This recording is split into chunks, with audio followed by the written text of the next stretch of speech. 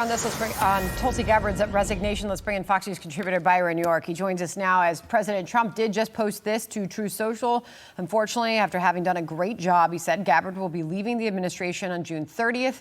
It reads her wonderful husband, Abraham, has been recently diagnosed with a rare form of bone cancer, and she rightfully wants to be with him, bringing him back to good health as they currently fight a tough battle together. I have no doubt we will soon be better than ever, that he will be soon be better than ever. Tulsi's done an incredible job says President Trump, and we will miss her. Her highly respected Principal Deputy Director of National Intelligence, Aaron Lukas, will serve as the Acting Director of National Intelligence, signed President Donald J. Trump. As we do await him speaking there in Suffolk, New York, Byron, I want to get your initial thoughts on this news.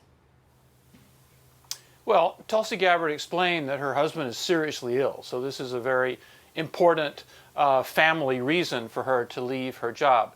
Now, at the same time, she has never been really in line with the new sort of interventionist Trump foreign policy. And there were reports that she was kept out of the loop when decisions were made on issues like Venezuela and Iran.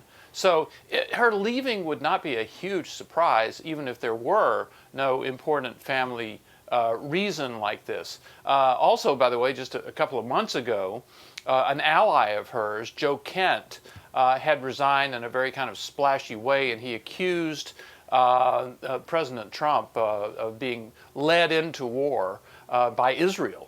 And he was quickly shot down by a lot of administration officials, including the president himself. So that didn't help, really, Gabbard's standing. So even if there weren't this serious family reason, I don't think it would be a huge surprise for her to leave the administration. Now, that being said, as you just described, some saw her as not fitting in with the current administration policy, foreign policy, policy as it pertains to Iran. Could her departure signal a shift? Well, that is unclear. I mean, what she did fit in with was the 2024 Trump campaign foreign policy of no endless wars, not starting new wars, that kind of thing that the president has made exceptions to now that he's president. So my guess is this does not signal any sort of shift. Obviously, we've seen the president, first of all, attack Iran alongside Israel, and then have negotiations and a ceasefire, which he's continued to extend. He's been threatening a new attack in the last several days, but he's really holding off and clearly would prefer not to resume active hostilities in this. So the president is trying to figure this thing out, obviously, and I don't think that there's going to be any huge turn in direction because of the Gabbard thing. As President Trump detailed in that post, Aaron Lukas will serve as the Acting Director of National Intelligence. A little bit about him. Arkansas native, graduate of Texas A&M, George Washington University, a seasoned intelligence professional and former CIA chief of station. What does the confirmation process look like for her successor?